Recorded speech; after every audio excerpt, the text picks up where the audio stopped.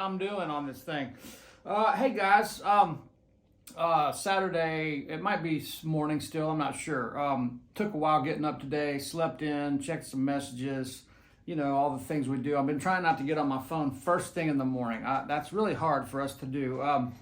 You know, I'm at that age where a lot of us have experienced no technology, and then we have experienced all the technology. And so, you know, it's kind of weird, but I'm trying to not jump on the phone first thing in the morning. It's like, give yourself an hour or two if you can of not looking at the phone. Nothing's gonna fall apart. Nobody's gonna miss you. Nobody cares. And so just just don't worry about it. I'm trying to do that. But I did pick up the phone and turn the video camera on because I wanted to do a little video for you guys today. I like to get something going on the weekend, you know. I don't like to let the weekend go by without doing a couple videos. This one is going to be called something like, you know, the life-changing chord, or this chord changes your life, or this chord takes you to the next level, or something like that, because I believe it does. And I think that what I'm saying here is, and I'm going to give you the chord in just a second, and it's not anything fancy or sophisticated or slick or anything, but it is a crucial cornerstone of so much music, and not even so much music, but it's in everything. And so what I wanted to show you was the dominant 7 chord. And you've heard me say this a million times, and I know you guys are going to go, oh my God, he's not going to talk about this again, the fucking dominant 7 chord. Well, it's extremely important because not only is it a transition chord, if you're playing, let's say you're playing a song like this, you know.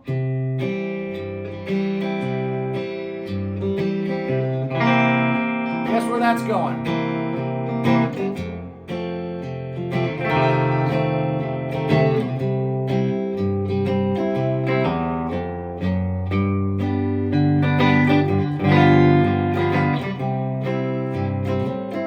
Right? It doesn't matter. It could be any changes, but it's pulling your ear. That's a transition chord. So it's pulling your ear. C, C7. You can hear that. What's going on?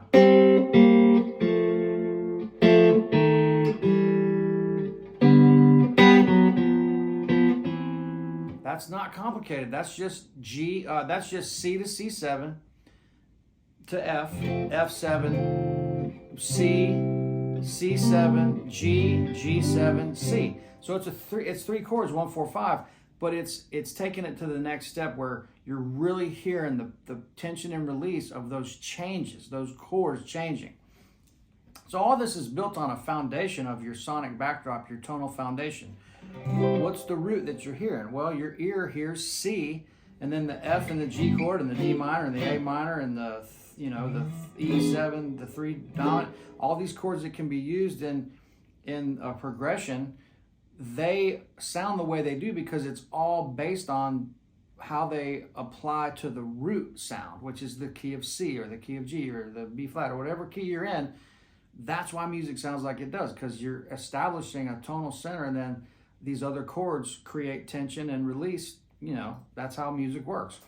And so it's really important to get into the dominant 7, because here is why. This is the life changer. This is where your playing goes from here, and then it starts doing this. Because if I'm playing in C major, and I've established that major 3rd, well then, yeah, the major pentatonic is going to work. Hey man, we're never departing from the fundamentals. We're constantly using chords, triads, arpeggios, pentatonics, major scales, whatever it is. We're using all that stuff. It's just a matter of how advanced do you want to take it, your vocabulary. How in-depth do you want to get? How detailed of a story do you want to tell with all this? Okay, well, how good is your vocabulary? Well, if you're a good speaker, which I'm probably not, I don't have any education of any kind, but, you know, you hear people that can really tell a story, and it's like, man, don't stop. I want to hear more. Keep going. Well, that's how it should be with your playing. It is directly related to language. It's simpatico. There are identical parallels, dynamics, punctuation, phrasing, you know, sentences, stories, short, long, whatever you want. It's all the same. This is your voice, and you're telling a story, and the chords in the song, that's the subject matter, right?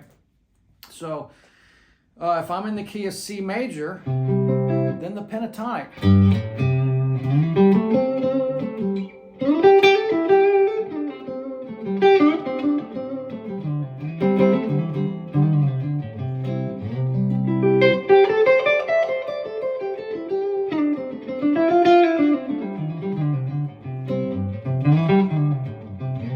That's all major pentatonic.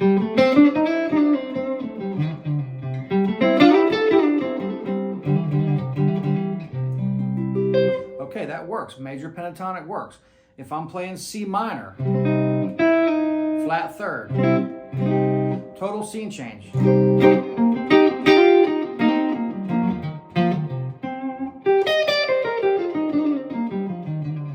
Okay, C minor pentatonic's going to work.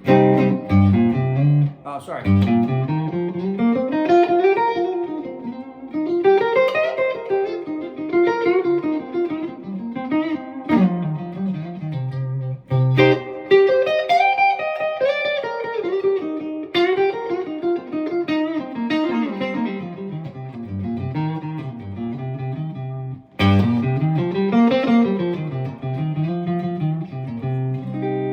That's all minor pentatonic. Okay, that works, man.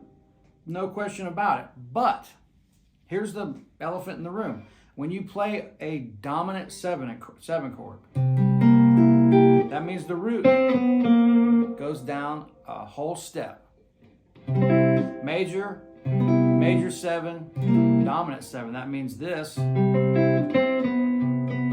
root.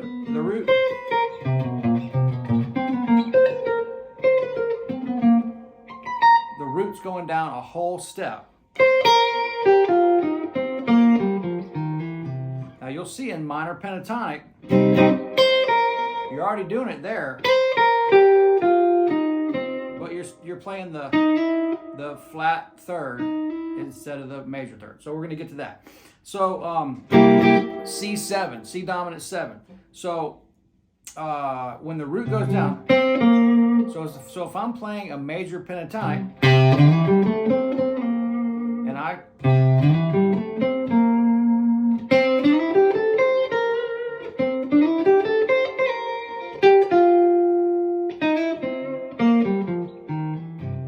going to use a combination of the major third, the root, the flat 7, the fifth, third, root, right? That starts becoming the sound of the dominant 7 chord. It's your chord, the arpeggio. That's the A shape, right? So we start using these chords. The chord is the framework. It's all the same notes. Those are the same notes. The chord doesn't contain different notes than we're going to use in our lead guitar playing. It all becomes the same thing. I'm seeing the chord, the partials, the triads, the framework. It's all laid out in a very clear constellation. I can see it everywhere, and my hands know where to go. That's what we're trying to get to. So, but ultimately, what people are arguing with me about the music theory, hey man, I know music theory is all laid out perfectly. It's correct. But it's the mindset that I'm talking about. That's the point that people aren't getting. A lot of you get it, and I love you. The ones that want to argue to the death about it, I'm not engaging. And so, because I know what I'm hearing, and I know what, I'm only 46 years old, but I've been doing this a long time, and I know how this works. I've heard guys that are arguing about the music theory, and they can't play anything. And I'm not saying that music theory ruins your playing, but you have to have the ear first and the feel first. That's my point. It's the mindset of how you approach this. It's not that anything is wrong. I'm not saying that. As long as your ear is established first and you can feel something, then sure, put all the knowledge in there that you want, but you can't start there. If your ear's not developed, then those rules they're not gonna get you where you want to be playing wise. You might be able to pass a test, fill out all the correct answers, but when you go to pick up the guitar to play music, it ain't gonna happen. It's not gonna work. So just trust me on that, and ask some other people. Don't just take my word for it. See what other people are saying, but make sure they can really play before you take their word for it, And I'm not saying I'm a master or anything. I'm just giving you some advice here. So anyway, getting back to the dominant 7 scale and the dominant 7 sound. Here's the real thing. the dominant 7 chord, because it contains part of the major chord and part of the minor pentatonic, the major third, the flat 7, and the root, right? I'm in G now. I'm moving to C, sorry. So we were in C7. I'm going to stick to C7. It contains the major third, the flat 7, the 5, and the root. So it's not just major third, root, 5th. It's major third, root, flat 7, 5th. It contains 4 notes now. Root, 3rd, 5th, flat 7. So my point being is it contains parts of the major chord and then that flat 7, that's taken from the minor pentatonic. But when you put those together, it creates this unique sound of the dominant 7 chord, the sound of the blues.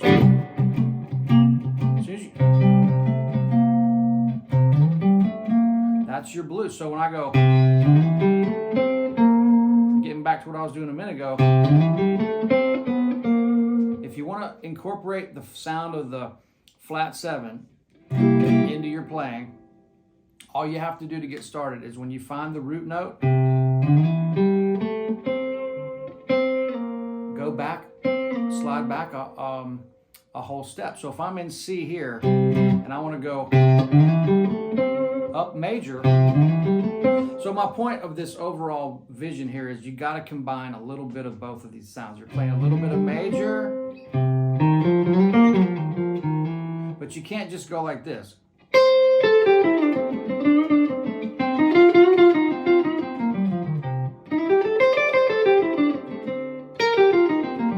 That's too blatant and too literal. You're combining the two, but you have to do it in a slick way. So if I go, okay, C major pentatonic. Now I'm sliding. I went from the G shape. Now I'm back to the A shape, flat 7.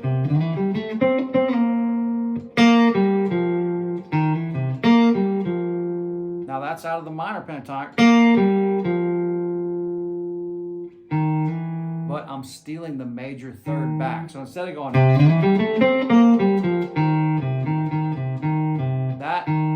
that's the note in the chord. So, and then guess what? Or better yet, or if I want to keep going,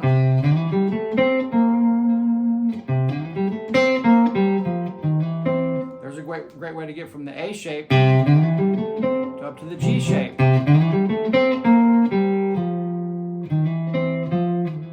These are all notes that are going to improve your harmonic content and your melodic content, and it's going to get you away from the pentatonic box. So just add that one note there or there. I'm not painting myself into a corner down here. Those are the same notes. So that's C, that's C7.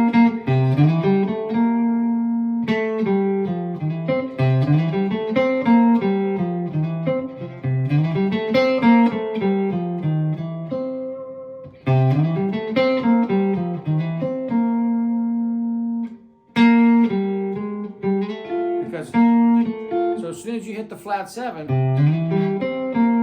well, guess what's next?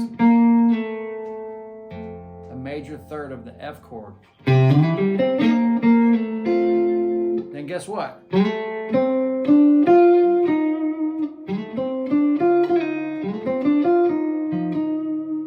That's F7.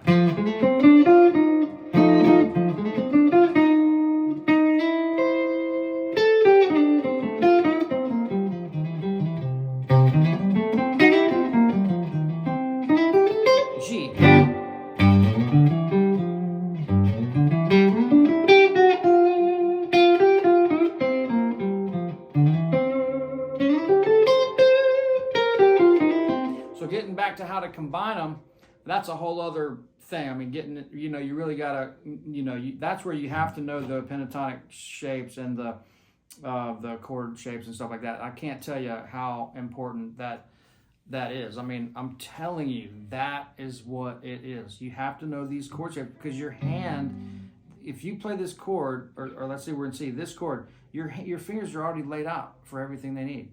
When I go to the G shape, my fingers are already laid out for everything they need. Go to the E shape, my fingers are already laid out. So if I'm playing the blues in C, and this isn't just for the blues, this is for major. If I play a country song, you can still insinuate C, C7, F. You know, a lot of stuff like that in country music. But if I'm playing in C major, and I play, or C dominant 7, and I play a blues lick, that's pretty major, like B.B. King. Well, the next note is a blue note because I don't want to keep doing this. That's too white bread. So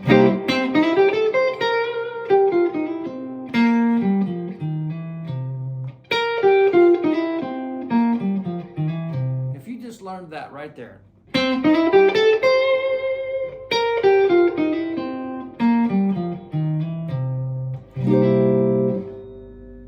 then, you know,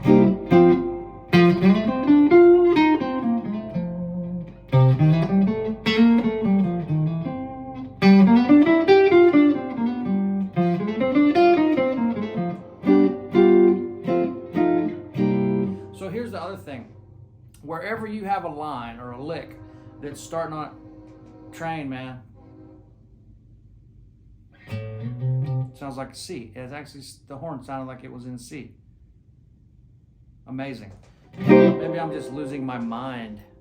Anyway, so that's the idea. So if you just, like, that was the G, F, C.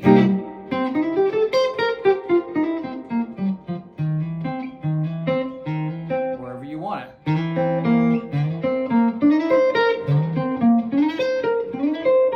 It's everywhere. So don't forget, the root goes down a whole step to get the flat 7 wherever you're at on the fingerboard. So if you play a line, you're starting on C. So find another C.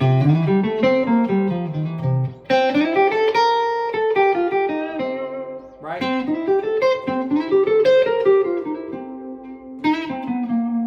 So as soon as you go down the whole step,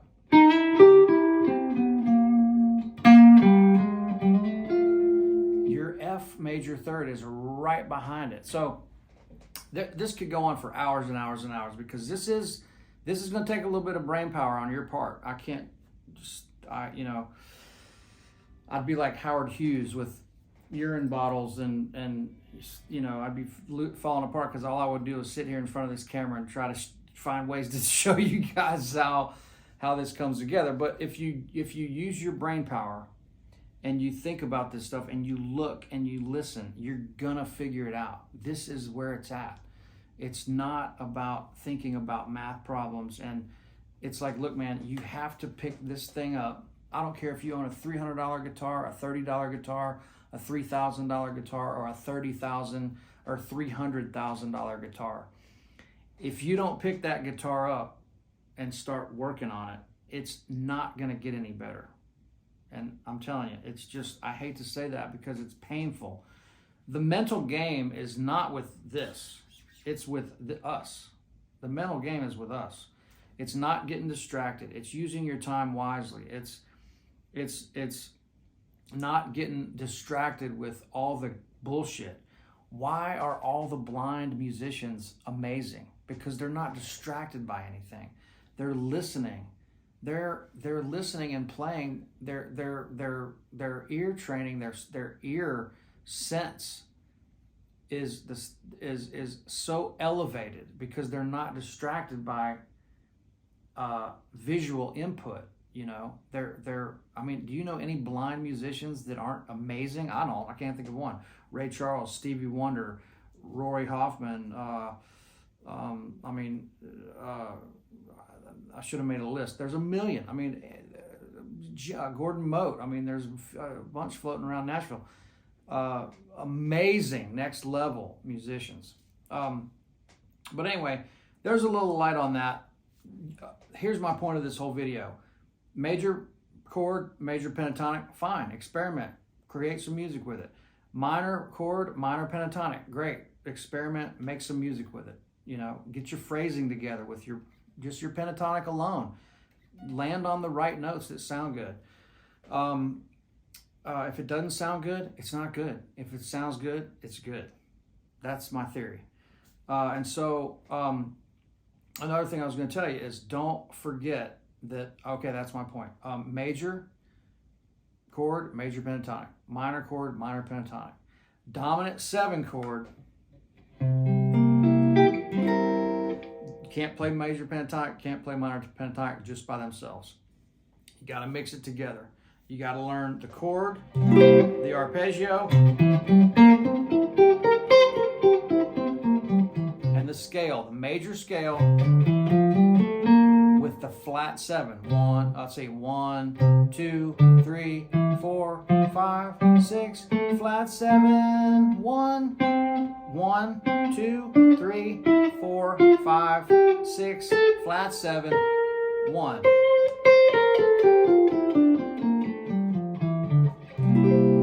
F.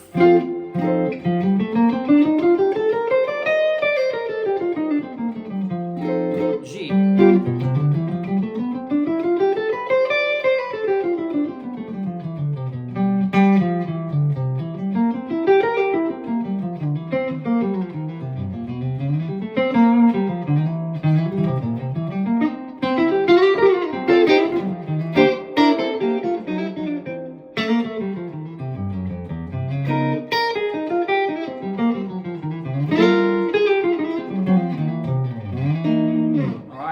Hey guys, I don't know how long this video is. It seems like it was 3 hours, but it's probably only about 20 minutes.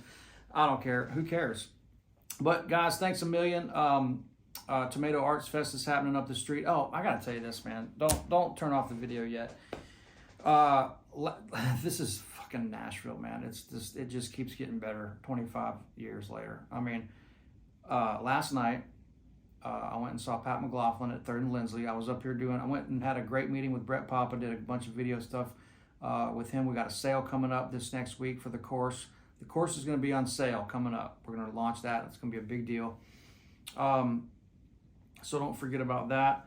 I told you about the King of the Hill stuff. Some guy commented on here and he goes, we don't care how much you're working and what you're doing. We're tired of you talking. Just get to the lessons. Well, messages like that, it's a shame I can't block them, but I remove them from being able to comment on the channel. There's no time for that shit, buddy. You need to move on.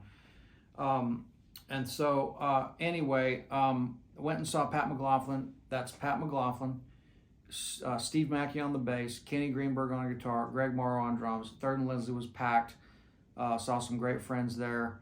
And man, if you haven't checked out the Pat McLaughlin Band, please do so. I'm going to compile some footage I took over the past couple nights and put that up maybe tomorrow. That might be a nice Sunday afternoon video, some entertainment. But then the night before, Pat McLaughlin's my favorite band on the planet. Number 1 favorite, most moving experience for me. Amazing songs, great singing, amazing musicianship. It's just fucking high-end musical nutrients to the top level.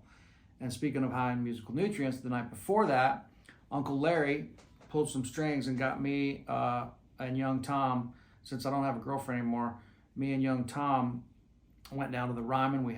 Uncle Larry got us some prime seating, backstage passes. We were all passed up and all that. So we went down to the Ryman and caught Vince Gill's first night with the whole band, all of our friends, Jim Moose Brown, God, I'm blanking. John Jarvis on the keys. The only guy I don't know in that band is the newer rhythm acoustic guitar player and singer. I'm sure you guys will tell me who it is. But Jed and Tom and everybody sounded absolutely incredible. Eddie Dunbar on the steel guitar. Wait till I post some stuff about him tomorrow, some footage from that. But anyway, just to go to the Ryman and hear Vince Gill in Nashville, it doesn't get any better than that. And then to see Pat McLaughlin the next night, and I didn't know he was playing. We did a Brett Papa thing. I booked it up here through Franklin Traffic, got to the Cabin Studio, did another soundtrack thing for some independent film yesterday, and then I was like wiped out. And I look at my phone and go through Do 615 to see all the music listings, And I was like, oh shit, there's all kinds of stuff going on. So here's how Nashville works. There's either nothing going on or you don't recognize anybody's names in 3 pages of listings, or there's so much shit going on in one night you can't even see it all. So in that one night was Vince Gill, Pat McLaughlin, Tim O'Brien band at the Station Inn, Wig Walker at the 5 spot. The guy from the Byrds' son was playing with his country band up the street at Skinny Dennis. I can't remember his name. But there was so much shit going on, like amazing jazz at Rudy's. There was a bunch of other stuff going on, and it was just like, man, this is amazing to live in this town and just be able to go out at the drop of the hat. I saw Pat McLaughlin. I was like, oh shit, I know where I'm going. So jump in the car, exhausted, but go to 3rd and Lindsley and just get revitalized and inspired and by all this incredible music. Anyway, enough talking. Don't crucify me too bad for talking about my life a little bit on here, man. This is a community. It's not just here's a bunch of guitar lessons, right? So anyway, hey guys, thanks a bunch. Signing off, telecasting to you from East Nashville, Tennessee. That's where I hang out, and looking forward to playing Monday night with the trio, and we'll do the course sale, and I'll let you guys know, and all the links and all that shit is coming soon. So thanks for all the kind comments. I don't get a chance to respond to these in as much detail as I would like to, but I try to respond to the ones that make sense to me, and it means a lot, man. There's some heartfelt stuff on there that you guys have sent, and I'm just going to tell you, I read all of them, and I really appreciate it. And if there's anything negative on there, I just delete it now. I'm not going to engage with you. I'm going to delete it, and I'm going to block you from being able to comment on the channel, because I call that weeding out the riffraff, baby, just like everybody that leaves after our first set at the show. Just kidding. All right, see y'all.